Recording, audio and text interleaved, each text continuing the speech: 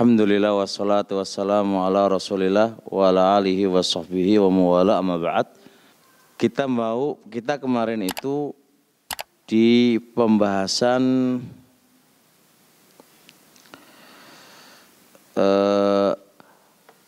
benang merah yang nomor 3 kemarin itu, yaitu dha'fu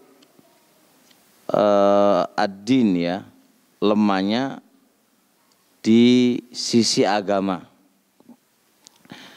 Jadi benang merah terjadinya pertengkaran antar kita, baik antara Ahlussunnah atau yang lain ya, itu semua kan berporos pada 3 poin ya. Poin pertama kemarin kurangnya ilmu, udah kita bahas. Yang kedua kurang dewasa. Baru poin ketiga kurangnya ilmu. Nah, pembahasan terkait dengan kurangnya ilmu itu kurangnya apa? Kurangnya agama ya, kurangnya agama. Kita bahas kemarin kurangnya keikhlasan. Jadi kurang keikhlasan itu salah satu penyebab terjadinya pertengkaran ya, Ini kurangnya keikhlasan. Kemudian saya sebutkan juga bentuk-bentuk kurang keikhlasan itu kayak apa? Bentuk-bentuk kurang keikhlasan itu kayak apa? Ini kayaknya sudah kemarin.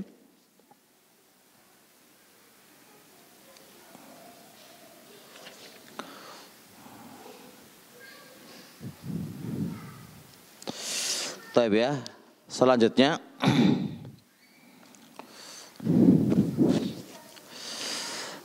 tasyirul khilafati syakhsiyati ila khilafatin diniyatin aqadiyatin. Menjadikan perbedaan pribadi itu dibawa kepada perbedaan akidah atau manhaj. Ini masalah. Jadi terjadinya pertengkaran, benang merahnya kan kurang agama ya Pak ya. Dan kurang agama itu kan berarti apa? Masuk di situ kurang ikhlas. Di antara bentuk kurang agama ini adalah menjadikan masalah pribadi. Masalah pribadi aslinya, tapi dibawa kepada masalah apa? Manhaj. Ya repot Pak ya, repot. Karena apa? Karena masalah pribadi itu tidak ada efek hukum. Untuk ditahdir, untuk dikritik itu enggak ada Pak. Kalau masalah pribadi, persaingan dunia, apalagi Pak, ya minta putrinya enggak boleh lalu marah-marah gitu kan. Terus apa itu pribadi, urusan pribadi itu la yatarattabu alaihi hukmun. Tidak berakibat atasnya itu hukum. Itu pada dasarnya begitu. Kan pribadi, urusan dunia, kalah saing di bisnis apa itu urusan dunia. Nah, urusan dunia ini dibawa oleh dia menjadi apa? Urusan manhaj. Pada dasarnya sih urusan mandu dicari-cari aja, itu ditumpuan aja, itu cabang, asalnya bukan cabangnya, akibat dari urusan pribadi. Nah sebab itulah terjadi kacau di dalam dakwah, pertengkaran dan seterusnya. Ya kami sampaikan dakwah ini lebih tinggi daripada urusan pribadi. Dakwah ini lebih mulia daripada urusan pribadi atau urusan dunia. Harusnya urusan dakwah itu lebih dijunjung tinggi dan mengabaikan masalah-masalah pribadi. Nggak enak hati, tersinggung, telepon nggak diangkat, lalu marah. Ini semuanya adalah urusan pribadi. Ini hendaknya diabaikan karena melihat dakwah. Nah kalau urusan dakwah itu kan yang kita pikirkan ini kan bukan satu orang, dua orang, Pak. Banyak orang. Mad'u. Coba apa akibat pertengkaran terjadi di antara dai? Apa coba? Apa efek sampingnya? Apa akibatnya? Padahal dasar utamanya adalah masalah pribadi. Maka masing-masing dai hendaknya bertakwa kepada Allah Subhanahu wa taala atas apa yang dia lakukan. Semua akan ada pertanggungjawaban di sisi Allah Subhanahu wa taala. Bisa dipahami insyaallah nggih?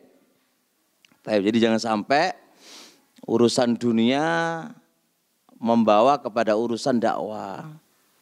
Urusan pribadi, ya urusan pribadi lah. Pribadi dia dengan dia kan itu jangan dibawa dakwah. Anda yang orang lain yang Anda tahu itu urusan pribadi, jangan ikut campur. Urusan dakwah tetap dakwah. Urusan pribadi biarkan tuh urusan pribadi. Contoh nih, andai kata ada seorang ustadz punya masalah sama istrinya, ya itu kan pribadinya dia dengan istrinya. Ngapain Anda ikut campur? Ya enggak?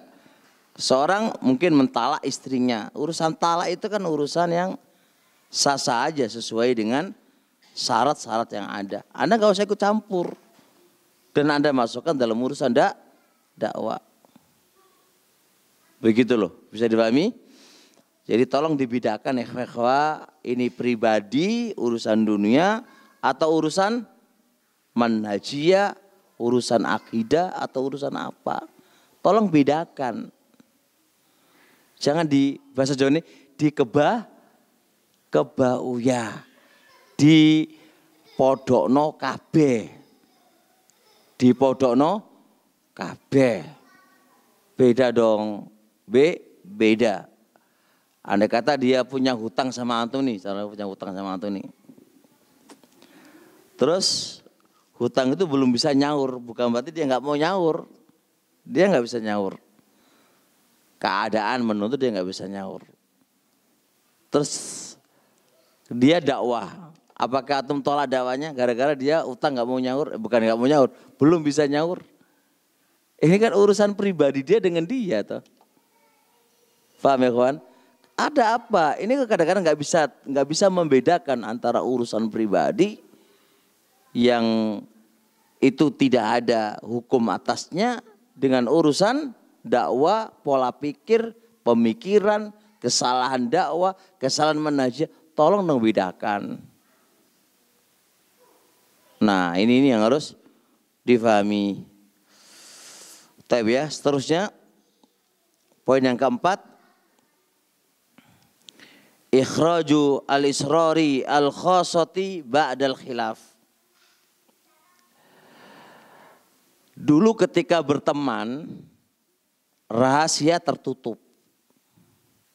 Tapi ketika berselisih dibongkar rahasia. Ini apa ini? Dulu ketika teman akrab, ya kan, satu sama yang lainnya saling menutupi kesalahan, bukan itu, atau aib yang memang sudah dirahasiakan. Ya, masing-masing teman akrab kan punya salah. Itu dirahasiakan. Tapi ketika terjadi perbedaan, pertengkaran, dibongkar atau aib itu ditutupin. Seharusnya yang namanya aib itu Pak, seorang muslim tetap ditutupi. Man satara musliman satarallahu yaumal qiyamah. Siapa yang menyembunyikan menutupi aibnya seorang muslim, Allah akan tutupi dia aibnya bisa pada hari kiamat. Yang namanya aib dan cacat Pak, atau istilahnya rahasia itu, sesama muslim satu dengan yang lainnya itu ditutupin. Baik Anda itu bersahabat atau Anda itu bertengkar, ditutupin, bukan dibongkar. Ada apa aib itu dibongkar ketika Anda berbeda pendapat dengan dia? Ada apa? Itu menandakan agama kamu itu kurang. Karena yang namanya aib itu, yang namanya cacat seorang muslim atau rahasia seorang muslim itu hendaknya ditutupi, baik Anda berteman atau tidak berteman, tutupi. Adilah tentang menutupi rahasia banyak banget. Tidak terbatas. Tapi apa yang terjadi ikhwan? Apa yang terjadi? Iya enggak? Dua ustadz yang dulu berteman, Masya Allah ya, kemana-mana sama. Ketika terjadi masalah pribadi, kemudian pertengkaran, apa yang terjadi? Dibongkar seluruh cacat-cacatnya, di seluruh aib-aibnya, rahasianya dibongkar. Ini apa ini? Masya Allah. Perhatikan lagi. Ana langsung ambil ucapan Hasan al-Basri. Qala Hasan al-Basri, berkata Hasan al-Basri sebagaimana dalam kitab As-Samti libni Abi Dunya halaman 214. Inna minal khiyanati antu haddisa bisirri akhika. Termasuk sebuah pengkhianatan manakala Anda bercerita tentang rahasia saudara Anda. Itu pengkhianatan Pak. Itu pengkhianatan. Wa idza tumina khana, kalau dipercaya dia khianat. Dipercaya itu manakala Anda apa? Tetap menjadi teman atau menjadi lawan. Yang ketika Anda dipercaya untuk menutupi aibnya, dipercaya untuk menutupi cacatnya, lalu Anda ceritakan, Anda bongkar kepada orang lain, maka itu bentuknya pengkhianatan. Dai kok pengkhianat gimana sih? Gitu kan. Masa seorang ustadz pengkhianat? Ini kan coba geger gara-gara ini Pak. Ini masalahnya, masalah agama kamu itu bermasalah. Kalau Anda itu lurus agama kamu, baik agama kamu, tetap Anda akan menjaga amanah yang telah diamanakan kepada kamu. Tetap kamu tutupi kekurangan dan cacatmu itu. Dan hati-hati sama orang kayak gini Pak, hati-hati. Kalau ada kata ada orang cerita nih, Anda sama ini ada orang datang ke kamu. Itu si A itu gini. Wes, hati-hati, pasti akan menimpa pada diri kamu. Pasti, karena yang namanya teman itu nggak mungkin bisa selamanya Pak. Kadang akan ada putusnya. Habibaka haunan ma asa ayyakuna baghidatan yauman ma. Kalau berteman jangan terlalu keterlaluan. Jangan terlalu lah. Bisa jadi temanmu itu menjadi lawanmu. Makanya kalau dia cerita tentang temannya dia ke kamu, hati-hati. Belum waktunya untukmu. Pasti akan dibongkar aibmu sama dia juga. Maka hati-hati. Jangan berteman dengan model yang kayak gini ini. Bahaya juga memang. Apalagi dengan model ini. Dia sama Ustadz A cerita. Nanti nggak cocok sama Ustadz A ya. Ya. Ke Ustadz B. Ke Ustadz B ini bongkar Ustadz A. Di depan Ustadz B. Masalahnya Ustadz B ini langsung, oh iya ditanggapin. Padahal itu kan kekeliruan. Harusnya diem kamu. Kan gitu. Malah ayo apa-apa. Wah ya wis setan semuanya kan gitu. Ini loh, ini masalahnya di sini benang merahnya. agama kita ini nggak berkualitas sehingga terjadi pertengkaran. Tapi ya, Dzun Nuni Misri berkata, la khaira fi suhbati man la yuhibbu ayyaraka illa ma'suma.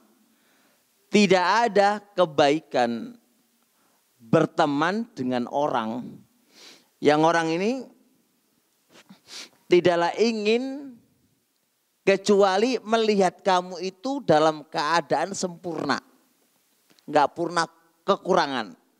Kan ada orang itu, Pak. Ada orang itu kalau berteman itu cari yang sempurna, nggak punya kekurangan sama sekali. Apa kata Dzun-Nuni? Nggak ada kebaikan berteman dengan orang yang kayak gini ini. Kok bisa? Siapa yang sempurna di muka bumi? Siapa yang sempurna, terjaga dari kesalahan, nggak punya kesalahan, itu siapa? Makanya dia bilang, kalau orang kayak gini, kenapa nggak ada kebaikannya, Pak? Pasti suka ngeritik. Pasti suka ngeritik dan suka membongkar aib. Makanya nggak ada kebaikan berteman dengan model orang yang semisal ini. Nggak usah ditemani. Nggak ada kebaikan berteman dengan orang kayak gini ini. Di pandangan dia itu, teman tuh harus sempurna, nggak punya salah. Kok menuntut orang nggak punya salah? Apakah dirinya nggak punya salah? Bisa dipahami ya? Apakah dirinya nggak punya salah? Berarti kalau Anda nggak punya salah, ya udah jadi nabi aja kamu. Ada nabi setelah Nabi Muhammad Sallallahu Alaihi Wasallam. Siapa orang yang nggak punya salah?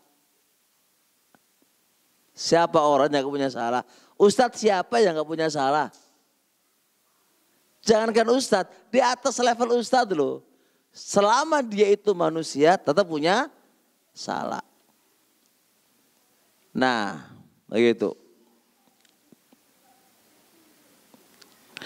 Waman afdha as-sirra indal ghadabi fawwal laim lianna ikhfa'ahu indar ridha taqtadhihi at-taba'u as-salimatu kulluha. Masih lanjutnya kata beliau, siapa yang menyebarkan rahasia ketika dia marah, maka dia adalah orang yang tercela. Kenapa? Karena menyembunyikan rahasia ketika saling seneng itu tuntutan seluruh orang yang memiliki tabiat. Tuntutan orang yang memiliki kewarasan. Itu bisa, Pak. Kalau lagi pada seneng, insya Allah, Pak, ditutup aibnya. Itu semuanya orang bisa. Semua orang bisa. Tapi yang nggak bisa itu ketika dia marah. Bisa nggak dia menyembunyikan aib saudaranya? Itu yang repot. Dan kalau dia nggak bisa menyembunyikan rahasia temannya ketika dia marah, nggak bisa menyembunyikannya, berarti orang ini orang tercela. Kata Imam Dzun-Nuni rahimallahu ta'ala. Bisa dipahami insyaallah ikhwan? Jelas? Ya kalau pas lagi seneng, siapa orang nggak bisa? Semua orang bisa menutupi aib saudaranya. Karena sama-sama seneng, sama-sama ridho, sama-sama oke, berteman, berkawan. Yang dibutuhkan itu ketika berpisah. Yang dibutuhkan itu ketika dia punya masalah. Yang dibutuhkan itu ketika dia marah. Bisa nggak menyembunyikan aibnya? Terjadi ikhwan kayak gini, terjadi ini. Baik itu di takmir masjid, baik itu di jajaran yayasan, baik itu di kalangan dakwah. Ini loh makanan hari-harian. Ya bora? Lagi nggak setuju sama ketuanya. Ngomong ketuanya itu gini-gini, bongkar aibnya. Pas lagi cocok sama ketuanya aman. Diajak ke warung terus aman. Lagi pas gak diajak ke warung. Iki dakwah kalau kayak gini piye tengkaran, Pak. Nah ini kenapa kok terjadi coba? Kenapa ini terjadi? Karena dha'fu din, lemah agamanya. Apalagi orang gak jarang taklim, coba jangan lihat orang jarang taklim. Lah akhirnya ngomongi, nengguri. Lihat orang gak gimana wong jarang taklim kan berarti kan kurang agamanya. Kurang agamanya. Dulu Masya Allah akrab pas ngopi bareng, mangan bareng, turu bareng. Sama Ridho, dia nggak pakai sarung, pakai celana biasa, pakai apa? Tertutupi Pak, aman. Pas lagi marah nggak cocok, apa coba? Dicari dari A sampai Z. Ini ya Robi, ini namanya dha'fuddin, lemah agamanya. Nggak bahaya tak kayak gini Pak? Bahaya Bora. Nah ini banyak yang ngaji kayak gini modelnya. Ini yang memicu pertengkaran. Coba yang namanya amanah itu ridho atau Anda marah tutupin. Berkawan atau berteman atau menjadi lawan itu rahasia, tutupin. Jangan dibongkar. Masalah. Berkata Al-Is Abdus Salam rahimallahu ta'ala, lihat as-sirru ala nasi syimatul aulia, memegang rahasia manusia. Memegang rahasia manusia, baik dia menjadi teman atau menjadi lawan, syimah adalah sifatnya para wali. Ya, itu syimanya, tandanya para wali, gitu kan? Tandanya para wali. Kebiasaannya para wali, sifatnya para wali. Dewe orang wali ya ngono iku mau. Ya, dewe orang wali, orang wali ya ngobrol, ceritakan sana sini ya. Apalagi ceritakan ustadznya, senengnya pol. Ustadz A, dulu saya sama dia gini ya lah, apa semua. Tep yang kelima, di antara bentuk lemah agamanya adalah hubbu inhirafi ikhwani. Seneng kalau temannya salah. Ono bora, ada nggak orang yang seneng temannya salah? Ada apa enggak? Banyak. Lu kok iso lu seneng koncone salah? Gimana dalil-dalil yang kamu hafal itu kemana? La yu'minu ahadukum hatta yuhibba li akhihi ma yuhibbu li nafsi. Tidaklah sempurna keimanan seseorang sehingga dia mencintai saudaranya sebagaimana mencintai dirinya. Al-mu'min mir'atu akhihi. Seorang mukmin itu adalah cerminan orang mukmin yang lainnya. Kalau Anda berbuat salah, maka berarti cerminannya adalah kamu juga salah. Kan ngono toh, Pak? Al-mu'min mir'atu akhi. Orang mukmin itu cerminannya orang mukmin yang lainnya. Kalau orang mukmin itu salah, berarti podo wae wong sak liyane ya salah koyo ngono modele, ngono lho. Oleh karenanya kita jangan sampai orang mukmin itu salah. Gimana caranya? Dikandani, dikasih tahu biar nggak salah, biar yang lain nggak kena gitu loh. Sekarang saya nanya salafi, apakah semua salafi mulutnya jelek? Enggak kan? Tapi ada sebagai salafi yang mulutnya aneh-aneh kan. Yang kena siapa coba? Semua kena. Itulah al-mu'min mir'atu akhi. Orang mukmin itu cerminannya orang mukmin yang lainnya. Awakmu elek ya mukmin yang lain ya elek. Salafi elek ya jadi elek kabeh ngono lho. Makanya perilaku Anda wahai salafi, modelmu sing koyo ngono iku cerminan kritikan, cerminan untuk orang lain ya, akan mengkritik salafi yang lain ya podo karo awakmu ngono. Itu loh, rela apa enggak? Real, coba di dunia maya. Itu masalahnya. Makanya ketika Anda mau berdebat sama A, jangan Anda melihat diri kamu. Kalau kamu kalah dalam berdebat, apa kata mereka? Ya podo wae, salafi ya bodoh-bodoh kayak ngono ku mau. Anda itu tidak berjalan sendiri. Pasti yang dikomentari adalah apa? Orang lainnya. Nggak bisa itu person orang nggak bisa. Karena al mukmin mir'atu akhi. Lah kok ada malah seneng koncone salah. Berarti kan cerminan kamu juga kayak gitu dong. Bisa dipahami. Apalagi ustadz yang sama-sama lagi berseru ini. Lagi bertengkar kan. Cari kapan salah ini. Dituwelei salah. Pas salah. Ayo senjata. Lu kok orang mukmin model kayak ngene lho. Enggak usah salafi, Pak. Wong mukmin lho ora oleh seneng karo koncone salah. Iku wong mukmin, enggak usah salafi. Wong mukmin ora oleh seneng koncone salah iku ora oleh. Apalagi dapat tahdiran dari ulama. Waduh, duelei itu.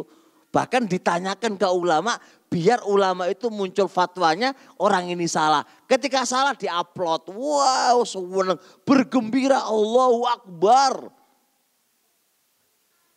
Iki lu piye gak dong ya.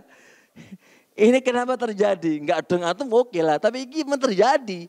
Kenapa terjadi? Karena lemah agamanya. Kalau kuat agamanya gak koyok ngini modeli.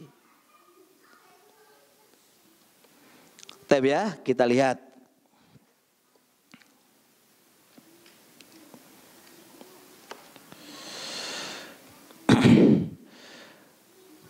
Hal ini sebenarnya teman-teman semuanya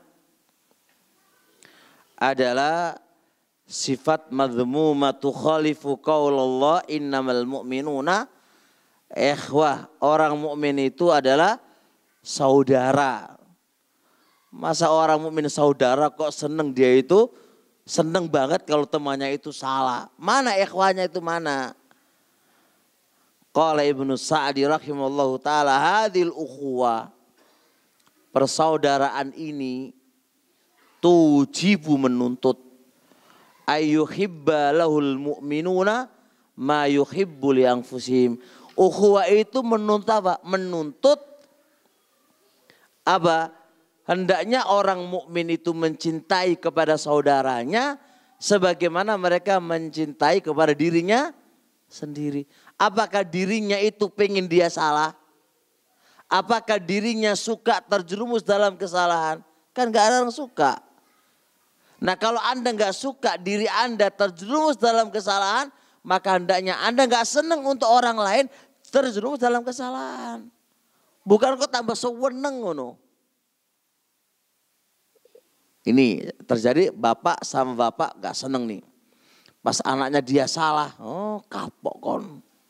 Ya iku anakmu loh, kok ngono lu piye? Harusnya sedih kenapa anakmu jatuh pada kesalahan. Orang kok tambah kapok. Orang kok tambah dikapokno. Orang kok tambah di alas. Ini ukhuwah gimana ini? Wa yakrahuna lahu ma yakrahuna li anfusihim. Hendaknya mereka membenci untuk dirinya sebagaimana mereka membenci untuk orang lain. Kalau Anda nggak seneng terjadi pada diri Anda, seharusnya Anda juga nggak seneng kalau itu terjadi pada saudara Anda. Kan begitu seharusnya. Iya bora. Hah? Gimana? Ini yang fenomena para ustadz ini kadang-kadang ya mumet juga ini ya. Gak usah ikut-ikut. Allah musta'an. Nah, adilah tentang ini banyak banget ya kan, banyak Allah. Saya sebutkan contoh ya bagaimana dai satu dengan yang lain harus bersatu.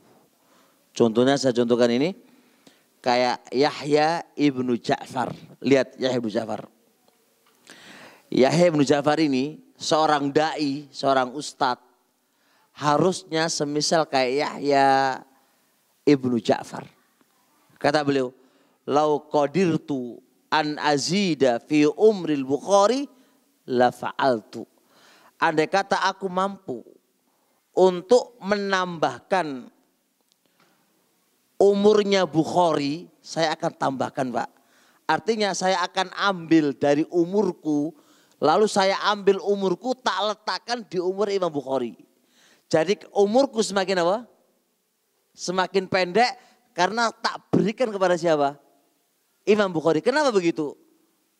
Fa inna mauti yakunu mauta rajulin wahid. Karena kematianku adalah kematian hanya satu orang. Aku mati, ya sudah, saya yang ketinggalan, saya yang kehilangan.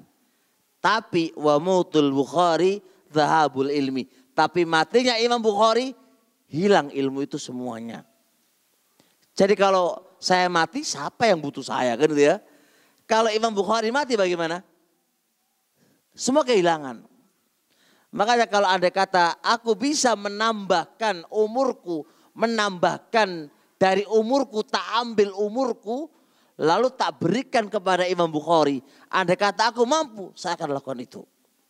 Harusnya kayak gini loh. Ustadz satu dengan yang lainnya. Dai satu dengan dai yang lainnya. Bukan malah mendoakan kapan yang mati wong iku aja. Kapan yang mati, ya kan? Masya Allah. Lihat Ayub As-Sikhtiyani. Ayub As-Sikhtiyani, beliau berkata, innahu la yablughuni mautur rajuli min ahli sunnati faka'annama yaskutu adhun min a'dha'i. Ayub As-Sikhtiyani mengatakan begini, sungguh telah sampai kepadaku. Sungguh sampai kepadaku kematian seorang laki-laki dari Ahlus Sunnah. Kematian seorang laki-laki dari Ahlus Sunnah ketika sampai kepadaku, maka seakan-akan satu organ tubuhku itu jatuh. Paham? Dia merasakan apa? Sakit juga sebagaimana dia merasakan sedih. Dia merasakan sedih manakala satu orang dari Ahlus Sunnah telah meninggal dunia. Ini kok malah seweneng kalau koncone mati loh. Ini kok malah seneng kalau salah satu dari Ahlus Sunnah itu telah jatuh dalam kesalahan. Ini Ahlus Sunnah, Pak. Bukan ustadz wala alim. Seseorang dari Ahlus Sunnah umuman. Yang penting dia Ahlus Sunnah. Itu aja. Kalau khobar itu datang kepada Ayub As-Sikhtiyani, beliau itu apa coba? Seakan-akan satu organ tubuhku itu jatuh. Mereteli, Pak. Itu satu orang dari Ahlus Sunnah loh. Bukan ustadz, bukan alim, bukan syekh, bukan alama. Orang biasa aja. Bagaimana kalau dia alim besar dari Ahlus Sunnah, Pak? Ayolah teman-teman semuanya. Kita itu kayak ini loh. Yadun wahid. Bersatu. Jangan saling gegeran. Maka urusan dakwah itu lebih penting teman-teman. Lebih penting daripada urusan gegeran. Gak usah terlalu ginilah. Saya yang paling salafi gitu kan. Yang lain gak salafi ya. Sudah kayak gitulah, jangan kayak gitu. Waktunya sudah selesai masa yang lampau, ya sudah punah, datang muncul kamu yang baru. Wis gak zamane lah, gak zamane. Mendakwakan diri yang paling apa? Paling apa? Salafi. Mendakwakan diri kau paling salafi itu kitab apa? Buku apa yang kamu baca? Selesai kitab apa yang kamu baca? Kau sudah mendakwakan paling salafi. Kecuali kalau kamu sudah membaca semua buku oke lah. Enggak bisa begitu. Tapi jelas Allah ini yang nomor 5. Yang nomor 6 adalah daf'u ba'did du'ati li hasanati ba'dihim. sebagian dai itu memendam, menyembunyikan kebaikan dai-dai yang lain. Ini juga sifat yang memicu kepada pertengkaran. Jadi sebagian dai itu nggak mau menyebutkan apa itu kebaikan dai yang lain, atau nggak mau menyebutkan kemampuan yang dimiliki oleh orang lain, itu nggak mau. Bahkan kalau ada orang yang menyebutkan keutamaan ustadz yang lain dalam sisi ilmu atau yang lain, wis jangan disebutkan, ngeri atau keri telingaku gitu kan. Ini semua adalah menunjukkan kurangnya agama. Harusnya kita senang lah. Senang kalau orang lain itu punya kelebihan yang gak kita miliki. Bahkan kita dorong. Bukan malah disembunyikan kelebihan-kelebihannya. Satu tulis gini, daf'u hasanati ghairina dalilun ala kubhi qulubina wa hasadina. Menyembunyikan kelebihan orang lain itu adalah dalil kebusukan terhadap hati kita dan hasadnya hati kita. Jadi itu bukan apa-apa kecuali menggambarkan kebusukan hati kita dan hasadnya diri kita kepada dia. Jadi itu bukan sebuah kemuliaan kamu, bukan. Itu justru kamu itu nampakkan diri kamu yang nggak baik. Kan begitu. Nah,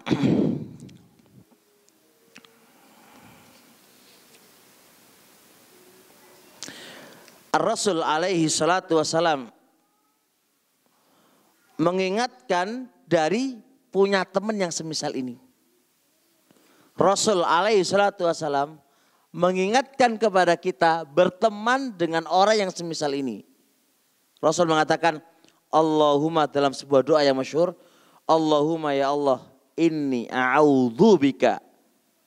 Sesungguhnya aku berlindung dengan Engkau ya Allah, min khalilin makir, dari sahabat teman akrab yang dia makir. Makir itu apa? Yang punya tipu daya. Kita itu berlindung dari, ini bahasanya khalil teman. Khalil itu teman akrab. Kita berlindung dengan Allah Subhanahu wa taala dari teman akrab yang memiliki tipu muslihat. Bagaimana makir teman akrab ini? Ainuhu tarani wa qalbuhu yar'ani. Matanya itu selalu melihat aku, hatinya mengawasi aku. Matanya melihat aku, tapi hatinya selalu mengawasiku. Bukan mengawasi mengawasi apa? Mengawasi lalu dibimbing, bukan. Bukan begitu maksudnya.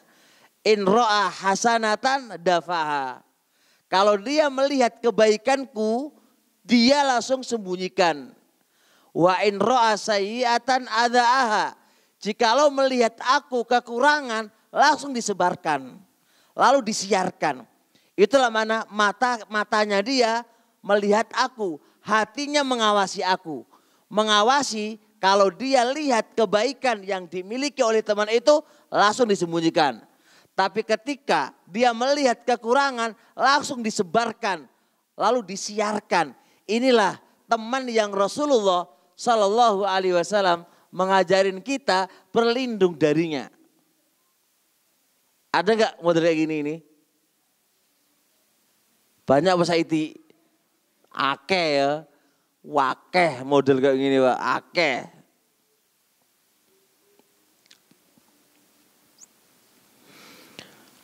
Ada yang mengatakan lagi, secara sepintas yang dihabarkan oleh Nabi tadi, Khalilun makir, secara sepintas pak, itu menampakkan rasa cinta. Dhahiri ngono Pak, dhahiri. Aku teman kamu, aku dhahiri Pak. Tapi batinnya menipu dia. Hakikat perkaranya menipu dia. Hati-hati dengan model orang yang semisal ini. Gayai Masya Allah Pak ya. Suka bantu, suka apa Masya Allah. Ono sandal, apa namanya, diambilkan sandalnya Masya Allah ya. Ono apa, wis pokoknya Masya Allah luar biasa. Menampakkan rasa cintanya kepada Ustadz tadi. Tapi sebenarnya dia menipu. Membikin tipu daya dia. Ada kesalahan Ustadz tadi dicatat. Lalu disebarkan di dunia maya. Ada kebaikannya, nggak pernah disebarkan Pak, kebaikannya nggak pernah disebarkan, disembunyikan aja. Ketika ada salah, langsung tersebar. Ini lu gimana kayak gini nih? 6.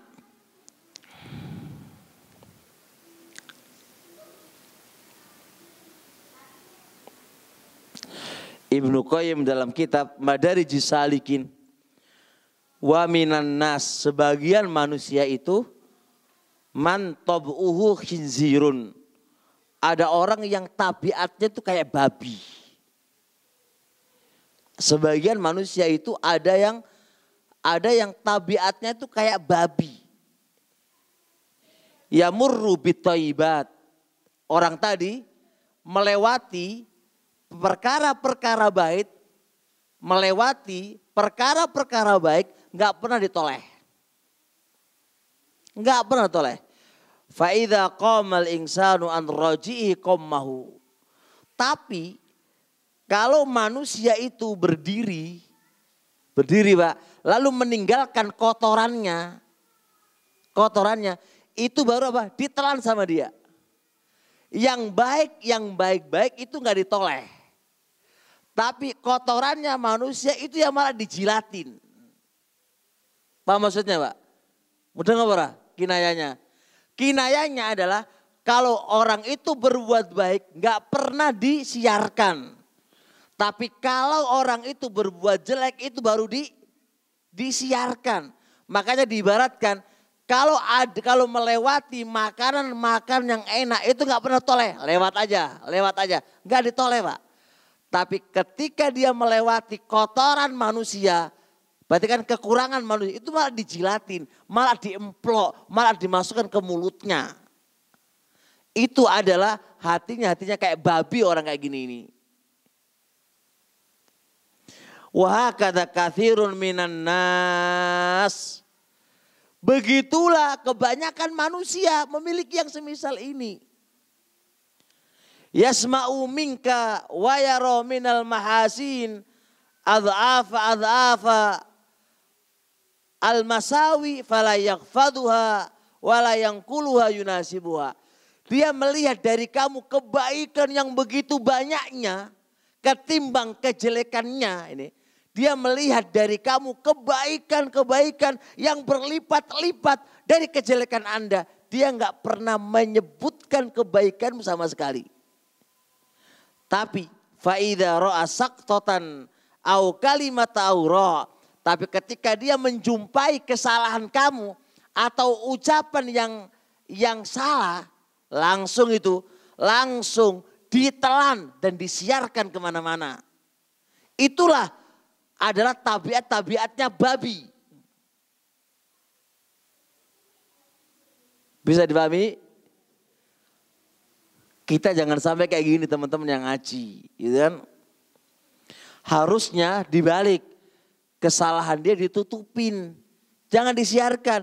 Kebaikannya kamu siarkan, bukan kesalahannya diangkat, kekurangannya diangkat, kebaikannya ditutupin, keliru.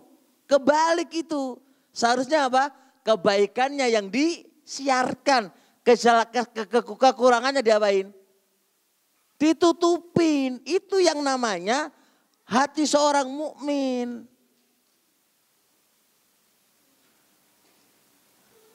Lagi dewek iki ngaji bendino lho koyo ngene wis piye?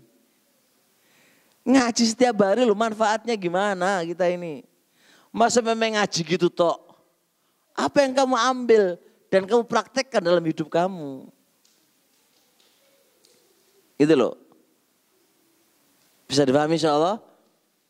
Coba perhatikan, siapa sih yang gak punya salah? Apakah Anda yang mentahdir, Anda gak punya salah? Coba Anda punya salah enggak? Nah kalau Anda itu punya salah, ya sudah. Sebagaimana orang juga punya salah. Tapi dia Ahlussunnah apa enggak, kan gitu aja. Berlemah lembutlah kepada saudara Anda, Ahlussunnah wal Jamaah. Jangan kayak gitu. Gitu loh. Taib.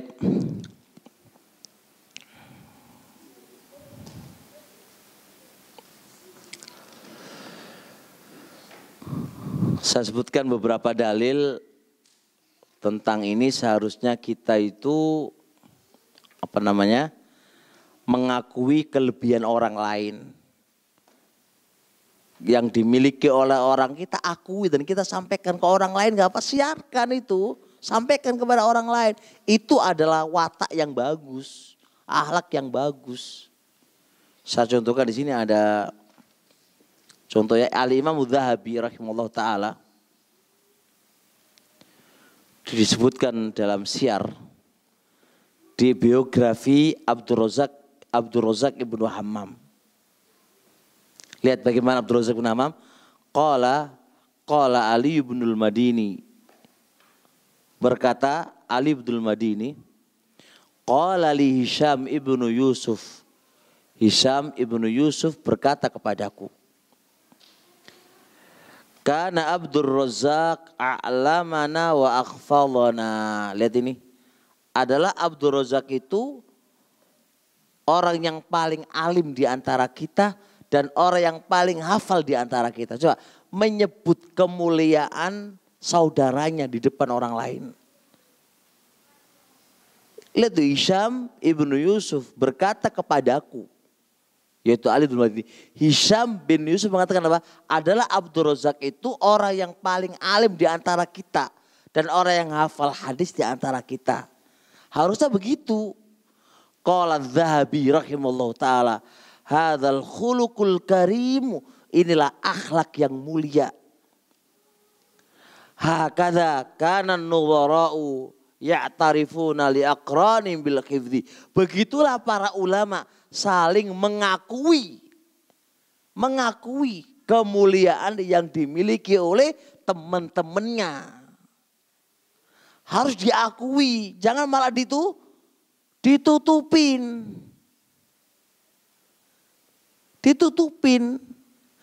Jangan sampai kita punya pikiran yang paling pinter itu kamunya gitu loh.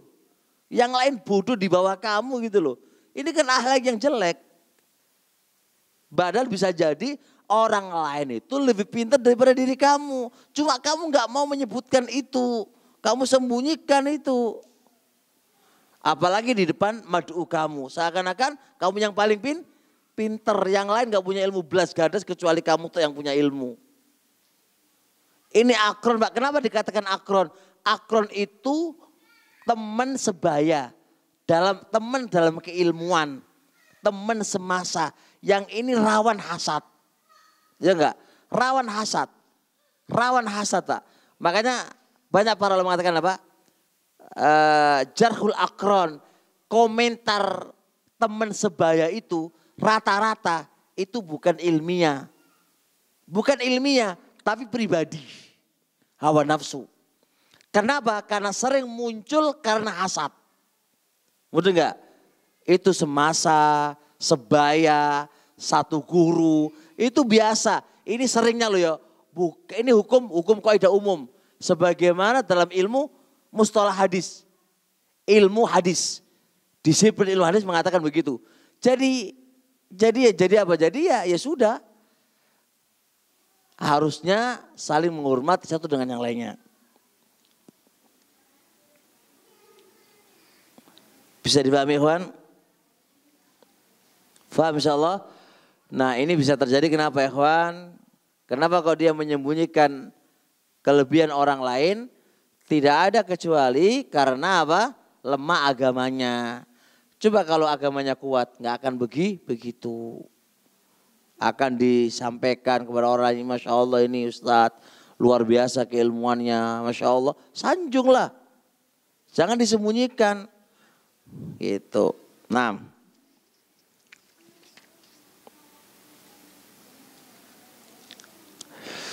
yang ke-8, yang ke-7 ya. Al-ightiraru bil jumu'i wal kathrah. Dia itu bangga karena punya mad'u banyak. Bangga dengan tertipu dengan mad'u yang banyak.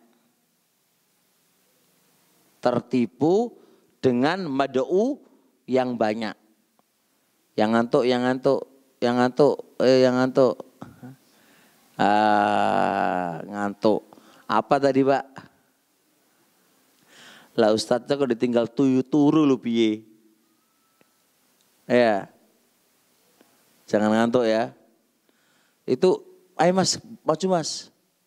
Ya, jangan kok HP-an di belakang. Nah, maju ke depan Mas.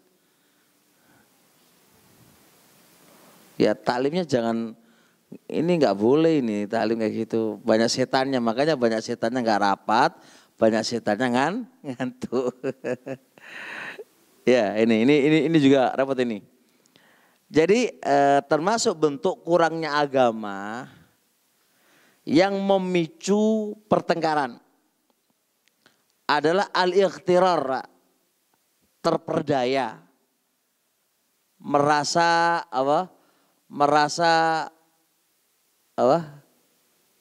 Ya, terperdaya dengan banyak mad'u. Ini ya orang taklim banyak yang datang ya ujian itu kan. Enggak ada yang datang ya ujian. Dan Allah Subhanahu wa taala melihat itu bukan dengan banyaknya taklim, banyaknya orang yang datang. Tapi yang Allah lihat adalah keikhlasan kamu dalam mengajar. Begitu loh. Jadi bukan ukuran kalau yang datang itu banyak, berarti ustadznya pasti diridai oleh Allah. Itu bukan ukuran. Dan yang hadir adalah sedikit, berarti ustadznya nggak diridai oleh Allah. Nggak bisa begitu. Dan nggak bisa juga yang hadir banyak berarti kualitas keilmuan yang menyampaikan itu adalah bagus dan kuat. Nggak mesti juga. Semua itu anugerah, bukan karena mengharuskan kualitas dan kapasitas. Tapi itu anugerah yang Allah berikan kepada A atau B dan itu sebagai ujian. Nah, yang menjadikan pemicu di dalam pertengkaran adalah dia tertipu.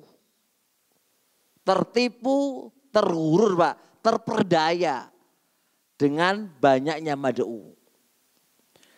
Kita lihat. Kenapa kok begitu Pak?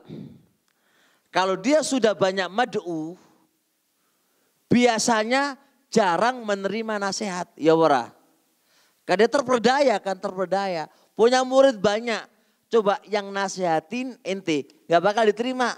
Orang sudah viral Pak, viral. Kalau dia terperdaya dengan viralnya, ini salah satu sebab yang berakibat apa?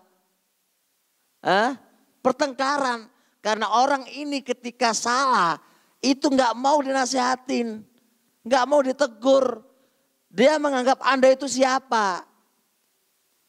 Sekarang lagi ngeri lagi Pak. Ketika mau ngundang A, dia pasti akan cari apa? Siapa yang viral? Itu yang diundang. Yang gak viral, gak diundang. Ini lo apa kayak gini ini? Ini model dakwah yang model kayak apa kayak gini ini?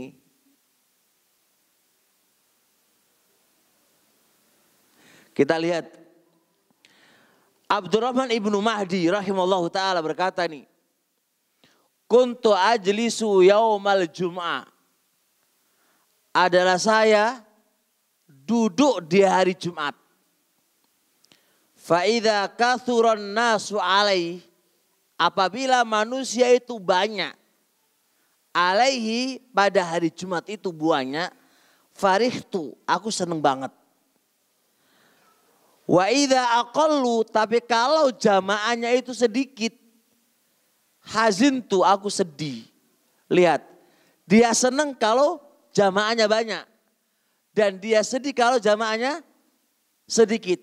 Fasa'altu Bishra ibni Mansur, lalu saya tanyakan kondisi perasaan saya tadi, saya tanyakan kepada Bishr ibnu Mansur. Faqala, kata Bishr ibnu Mansur, hadza majlisu su'in, hadza majlisu su'in, ini adalah majelis yang jelek. Ini adalah majelis yang jelek.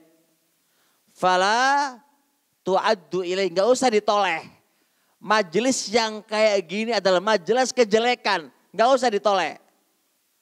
Maka hati-hati wahai pengiat dakwah.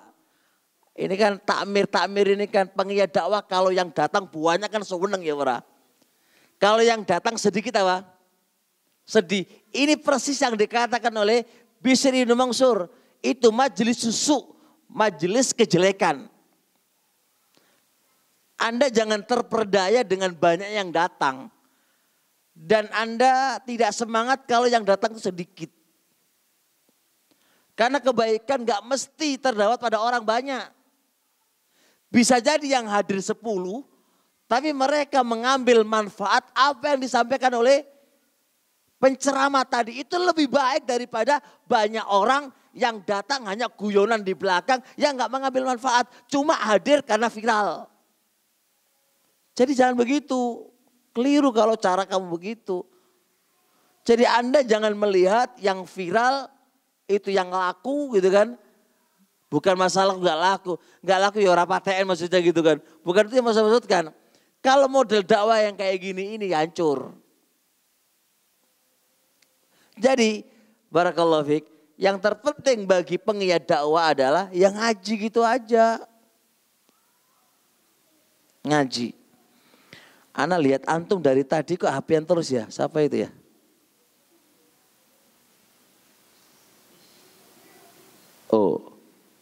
Oh gitu ya sudah. Bisa dipahami nggak ini? Jelas ya kawan? Paham nggak ya teman-teman semuanya? Mudeng ya? Siapa tadi yang bilang Bishr bin Mansur. Jadi gimana coba? Sudah kita ngaji aja. Jadi jangan kayak ini. Wah ini Ustadznya gak viral, gak mau datang. Wah kacau kalau kayak gini ini. Kalau gak viral gak mau datang. Kalau viral datang. Lebih kacau lagi kalau ustadznya yang datang. Kalau enggak datang. Lalu gimana kayak gini ini? Anda itu mencari ilmu atau mencari keviralannya? Anda itu mencari ilmu atau mencari karena itu ustadz kamu? Coba dikoreksi deh, niatnya antum apa? Kalau niatnya ilmu berarti apa? Ambillah dari siapa saja yang dia menyampaikan ilmu selama dia ahlu sunnah, kan selesai sudah. Kalau niat kamu itu mencari ilmu. Tapi kalau Anda mencari yang lain, ya itu beda lagi masalahnya. Taib. Dan perlu dipahami, para salaf dulu, para ulama dulu, yang lebih senior daripada kita, yang lebih baik daripada kita, yang lebih bagus keilmuan dan ketakwaannya, apakah majelis mereka itu pasti banyak? Enggak. Kita lihat. Qala Malik, ini Malik berkata ini. Ana punya referensi semuanya, ada bukunya semuanya. Dan ada marojiknya semuanya. Malik berkata, kuntu ati Nafi'an. Adalah saya datang ke Imam Nafi'. Nafi' muridnya Imam Malik, gurunya Imam Malik. Nafi' ibnu Nafi'. Maula bin Anas ya, Nafi'. Wa ana ghulamu hadisisin.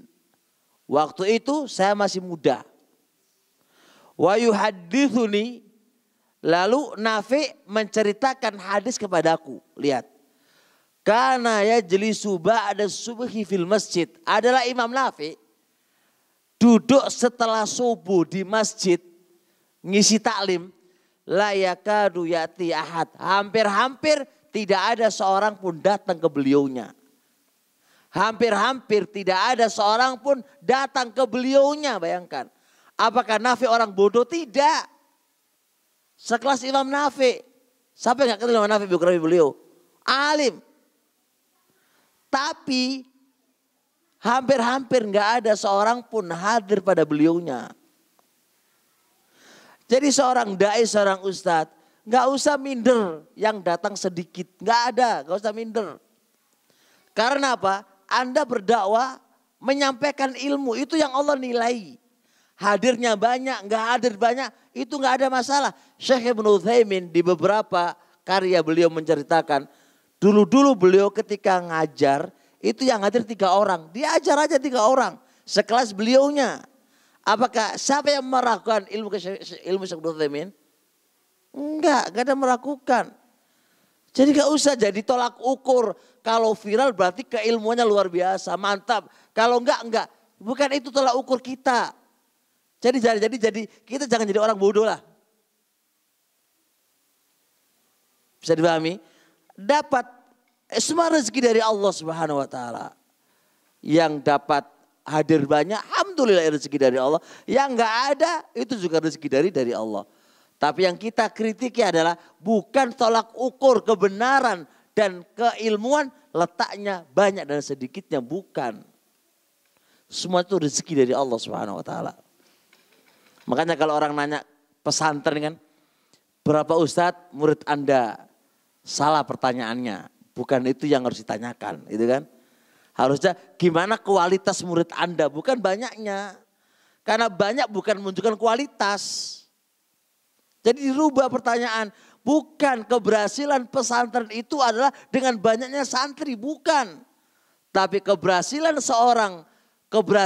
pesantren adalah mendidik santri. Itu keberhasilan, bukan dengan banyaknya santri.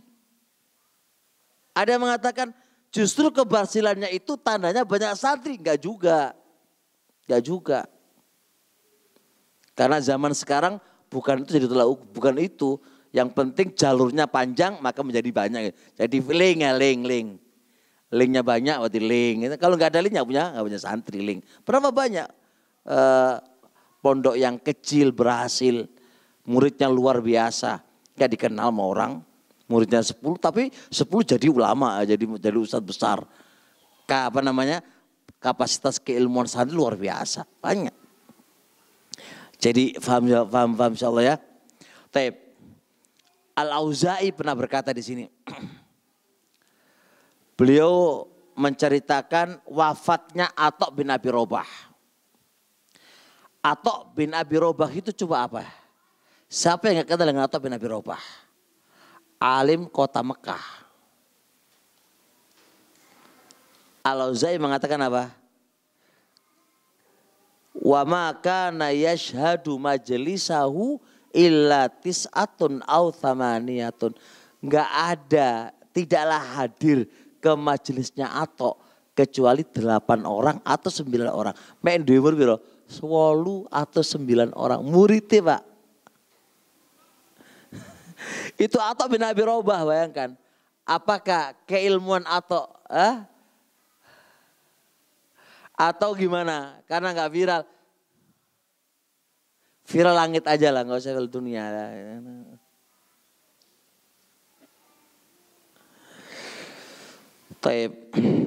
Jadi kesimpulannya adalah Allah itu melihat keikhlasan kita dalam berdakwah. Hadirnya orang nggak penting bagi Anda. Yang penting ada ikhlas dalam berdakwah. Itu yang dinilai oleh Allah. Mau hadir banyak atau nggak banyak itu bukan urusan kita. Bisa dipahami? Jelas? Taib. Jadi pahami ikhwan. Kenapa tertipu dengan mad'u yang banyak, murid yang banyak menyebabkan apa? Pertengkaran. Karena biasa orang yang sudah viral dan orang yang tertipu dan terperdaya dengan banyaknya mad'u, biasanya apa? Jarang menerima nasihat. Jarang gelem menerima, apalagi bahasa junior sama senior. Ya, ini juga repot gitu kan. Perlu saya sampaikan hewan, dakwah ini, ingat dakwah Ahlussunnah ini nggak ada pemimpinnya. Dakwah Ahlussunnah nggak ada pemimpinnya. Dakwah Ahlussunnah ini bukan kayak perusahaan. Anak ulang nggak ada kayak perusahaan. Perusahaan itu ada owner. Owner, Pak. Dakwah Ahlussunnah bukan perusahaan yang membutuhkan owner. Tahu owner, Pak ya? Kalau owner kan mudah mengeluarkan, mudah memecat. Itu owner, Pak, pemilik perusahaan. Dakwah bukan kayak gitu. Nggak bisa orang mengeluarkan, memasukkan saya nanti nggak bisa. Semua butuh qawaid, butuh dawabit, butuh qaidah. Ini keluar atau nggak keluar itu butuh itu. Bukan senior mudah mengeluarkan semua orang karena dia senior gitu kan. Senior bukan pemimpin kita, Pak. Senior bukan pemimpin kita yang muda menginstruksi gini-gini, enggak. Kita agungi orang senior, iya kan? Tapi pengagungan bukan berarti apa? Pemilik dakwah ini. Jadi tolong ditempatkan pada tempatnya. Kalau salah menempatkan menjadi perpecahan. Maka berarti dha'fuddin masuk di situ. Terus ya termasuk benang merah atau bentuk ya yang menjadikan pertengkaran dikarenakan kurangnya agama adalah ja'alu nafsihi mizanas sunnah. Menjadikan dirinya adalah barometer kesalafian. Menjadikan dirinya adalah barometer kesalafian. Siapa yang dekat dengan dia maka dia salafi. Siapa yang jauh dari dia maka dia bukan salafi. Siapa yang belajar sama aku berarti dia salafi. Yang gak belajar sama aku berarti bukan salafi. Ada gak ini modelnya kayak gini ini? Ada gak? Ono bora? Ada, ini realitas saya tulis ini. Kalau model pemikiran kayak gini, ya tengkaran, Pak. Terus saya nanya gini, terus siapa yang menjadikan barometer itu Anda? Siapa yang mengangkat Anda menjadi barometer siapa? Allah dan Rasulnya? Karena ini kan pertanyaan. Kita belum diskusi yang lain, Pak. Yang kita diskusikan adalah siapa yang mengangkat Anda menjadi barometer itu siapa? Sekarang gini, anak ngomong sama antum. Saya sekarang menjadi takmir masjid apa ini? Imam Syafi'i. Jangan kan nanya, terus sopo sengangkat awak menjadi takmir? Ya bora? Ya enggak? Bisa Pak? Yang ngantuk. Oh, Masya Allah. Kan begitu pertanyaan kan, siapa yang mengangkat saya menjadi takmir masjid Imam Syafi'i? Lah saman ketawain kan? Sama aja kasusnya. Siapa yang mengangkat Anda menjadi barometer? Kesalafian itu adalah di tangannya Anda, itu siapa?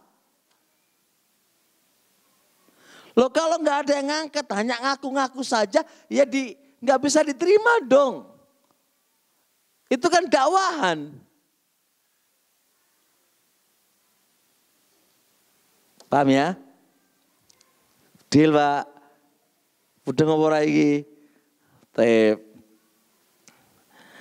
Nah, timbangan semisal ini jelas gak bener dong. Gak benernya gimana? Anda itu siapa kan dulu?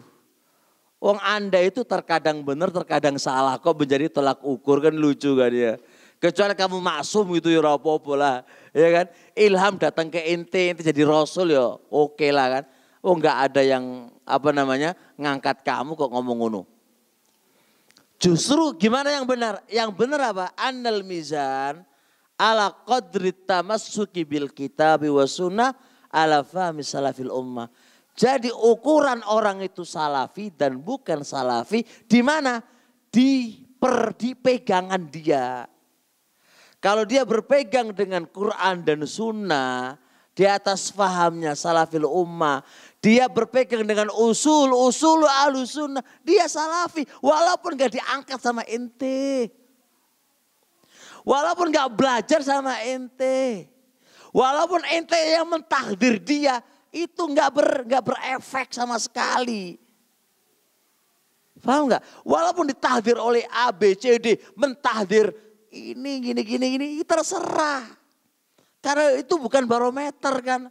Barometer kan apa? Apakah gimana usul-usulnya dia? Usul Ahlussunnah itu gimana? Apakah dia berada di atasnya atau enggak? Itu baru ukuran salafi, itu bukan salafi. Bukan dia yang menjadi tolak ukurnya. Paham gak ikhwan? Ini diam ini menengahi pamor lagi. Kok meragukan gitu loh. Mikir atau enggak gitu loh ya. Atau yang anak ajarkan salah. Kalau anak ajarkan salah monggo dikritiki kan. Saya hanya ngajarkan kebenaran. Pola pikir kalau barometer itu dipegang oleh orang ya kawan. Itu enggak benar. Itu pasti akan menjadi hizbiyah. Hizbiyah. Kita ini sudah keluar dari kelompok satu ke kelompok salafi ini supaya bebas dari apa? Kehizbiyan lah, kok masuk salafi lah penyemplung mana loh piye gitu kan.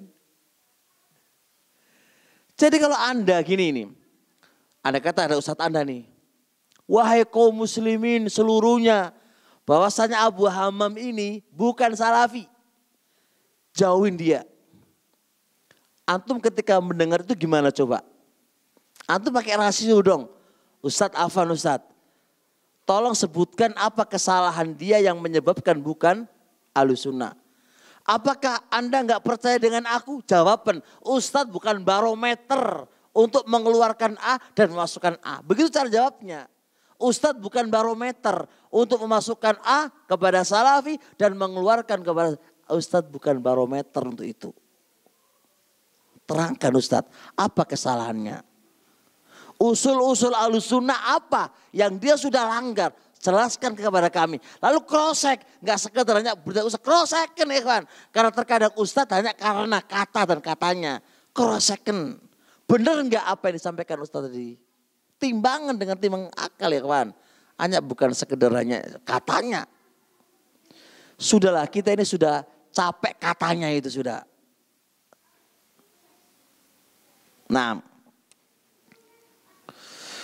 Idan faham apa barometer orang Ahlussunnah bukan Ahlussunnah? Apa barometernya? Pondasi. Ahlussunnah punya usul ya kawan. Ahlussunnah itu punya pondasi. Siapa yang berpegang dengan pondasi ini dia pasti Ahlussunnah. Siapa yang tidak berpegang dengan pondasi ini dia bukan Ahlussunnah. Walaupun dimasukkan oleh Ustadz A menjadi Ahlussunnah. Enggak bisa. Enggak bisa karena ada pondasi. Ngono lah enak, bikin aja kartu anggota KA ya, KTA ya, kartu anggota wes enak Apple dengan kartu anggota ini Ahlussunnah masuk surga, wah enak tenan, nggak usah belajar lena, tinggal turu yang penting KTA sama dia masuk udah masuk surga. Lah kayak gini kayak gimana terusan? Podo wae karo sebelah lah. Makanya Ahlussunnah itu harus belajar. Supaya prinsip-prinsip kita di atas prinsip Ahlussunnah. Biar kita menjadi Ahlussunnah. Jangan-jangan antum saya nanya, apa prinsip Ahlussunnah? Ayo, isyawara. Lah gak ngerti. Berarti kita itu salaf tipe salafi. Kalau salafti salah pilih pak. Pakai tok salafti salah pilih. Kalau salafi beneran gak salah pilih. Kadang-kadang juga yang ngaji sama Ustadz A itu, kencengnya pol pak. Pokoknya kalau nggak ngaji sama ustadzku bukan salafi. Saya nanya, salafi lo opo? Gak ngerti, pokoknya kalau nggak ngaji sama ustadzku berarti nggak salafi. Lo kok kayak gini? Sempit banget memahami salafi. Ya gini aja lah, ustadzmu itu masuk surga apa enggak? Pasti masuk surga. Ya enggak. Ya wis, berarti kan mungkin salah mungkin bener kan? Kalau begitu kan berarti apa? Ya jangan-jangan kamu yang salah kan gitu, kita yang bener kan gitu. Itu kaplingan surga dewi kan. Baik ya, pemikiran tadi saya sebutkan ucapan Syekhul Islam dulu. Sedikit lagi, satu aja ya. Qala Syekhul Islam Ibnu Taimiyah rahimahullah. Berarti kan Syekhul Islam. Dalam kitab Majmu' Fatawa juz 16 halaman 26. Walaisa li ahadin minhum ayyakhuda ala ahdan bimuwafaqatihi ala kulli ma yuriduhu. Tidak boleh bagi seseorang mengambil perjanjian kepada orang lain untuk selalu memenuhi, mencocoki terhadap semua apa yang dia inginkan. Jadi kita nggak boleh Pak mengadakan perjanjian kepada si A untuk mencocoki semua apa yang dia inginkan oleh dia kita ikuti. Nggak boleh Pak, itu namanya baiat. Taib wa muwalatu man yuwali. Kita harus berloyalitas kepada orang yang dia loyalitasi. Dan kita harus memusuhi orang yang dia musuhi. Terus piye Pak kayak gini ini? Ustadznya loyalitas, antum harus ikut karena saya loyalitas. Saya musuhi, antum harus ikut memusuhi. Lu jadi apa koyok ngene ki agama? Enggak boleh kayak gitu, enggak boleh. Anda enggak boleh loyalitas karena ustadz Anda. Enggak boleh Anda musuh karena ustadz Anda. Enggak boleh Pak. Berarti Anda menuhankan ustadzmu.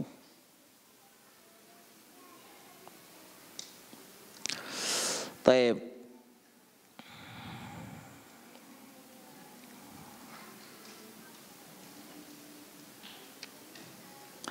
Syekhul Islam berkata lagi dalam kitab Majmu' Fatawa juz 3 halaman 348. Kullu ahadin minan nas yu'khad min qawlihi wa yut'il Rasulullah. Setiap orang itu bisa diambil dari ucapannya dan bisa ditinggalkan ucapannya kecuali Rasulullah. Faham? Kayak kasus Syekh Robi telah mengatakan begini. Itu kan nggak boleh. Kamu nggak boleh kecuali menerima apa yang dikatakan oleh Syekh Robi. Loh kok jadi gini? Pernah terjadi? Oh, jadi itu. Kalau Syekh Robi bilang begini, semua harus ikut. Ini bukan dari Syekh Robi, dari orang-orang Indonesia aja gitu loh. Kata Syekhul Islam, setiap manusia siapapun orangnya, jangankan Syekh Robi, di atas Syekh Robi. Itu bisa diambil, bisa ditolak. Paham gak? Kecuali siapa? Rasulullah. Ini salah gak anak? Om kayak gini. Salah apa enggak? Faman ja'ala sakson minal askhasi ghaira Rasulillah man ahabbahu wa wafaqahu kana min ahli sunnah wa man khalafahu kana min ahli bidah wal furqah kana min ahli bidah wal dhalah. Barang siapa yang menjadikan seseorang selain Rasulullah, umum ini, siapa yang menjadikan seseorang selain Rasulullah, barang siapa yang menyintai orang tadi dan mencocoki orang tadi, maka dia ahlu sunnah. Dan barang siapa yang menyelisih orang tadi, maka dia termasuk ahlu bid'ah wal furqah. Apa kata Islam? Dia sendiri itulah yang menjadi ahlu bid'ah dan menjadi ahlu furqah. Mudah enggak? Dia sendiri malahan. Ini siapa? Ini umum. Andai kata kita menjadikan Abu Bakar nggak usah ustadz lah. Ini Abu Bakar. Abu Bakar ini kita jadikan loyalitas. Siapa yang mencintai Abu Bakar, dan mencocoki Abu Bakar, maka dia adalah Ahlus Sunnah. Dan barang siapa yang menyelisih Abu Bakar, maka dia Ahlul Bidah. Maka Anda termasuk Ahlul Bidah. Karena Anda menjadikan selain Rasulullah statusnya kayak Rasulullah. Jangankan Ustadz Abu Bakar yang salah Kak, kalau kita bikin kayak gitu. Berarti Anda menjadikan Rasul kedua setelah Rasulullah Shallallahu Alaihi Wasallam. Nggak bisa Pak. Setiap orang diambil dan diterima Pak. Dan ditolak. Itu hanya Rasulullah. Tapi kalau antum model gini kan seakan ya Rasulullah, ya enggak? Ya enggak? Tolak ukurnya adalah dia. Siapa yang mencintai dia, siapa yang mencintai dia, siapa yang mencocoki dia, dia ahli surga. Adapun orang yang menyelisih dia, berarti bukan ahli surga. Berarti kan Anda sudah secara enggak langsung sudah mengkultuskan dia, sudah itu. Ada enggak terjadi sekarang di antara kita, Pak? Ono bora? Hah? Ono bora iki? Maksud salah ingin terus biar. Justru Syekhul Islam mengatakan dia sendiri yang ahlu bidah wal furqah. Orang yang pelaku bidah ya dia sendiri, yang membuat perpecahan ya dia sendiri. Bukan dia sendiri Pak. Nah. Maka hati-hati teman-teman semuanya. Ya guru itu Masya Allah punya andil besar kepada kita. Punya kebaikan kepada kita. Tapi gak bisa dijadikan tolak ukur. Kebenaran itu mesti dari guru. Guru itu gak mesti. Ucapan Syekhul Islam banyak bagus banget deh Mas Fatah. Tapi cukup insya Allah lah. Cukup insya Allah ya kan. Barakallahu fiik. Semoga Allah pahamkan kita kepada dakwah yang mulia ini dengan pemahaman yang benar. Jangan sampai kita jatuh di dalam pemahaman yang salah. Subhanakallahumma hamdik. Asyhadu alla ilaha illa anta astaghfiruka wa atubu ilaik. Assalamualaikum warahmatullahi wabarakatuh.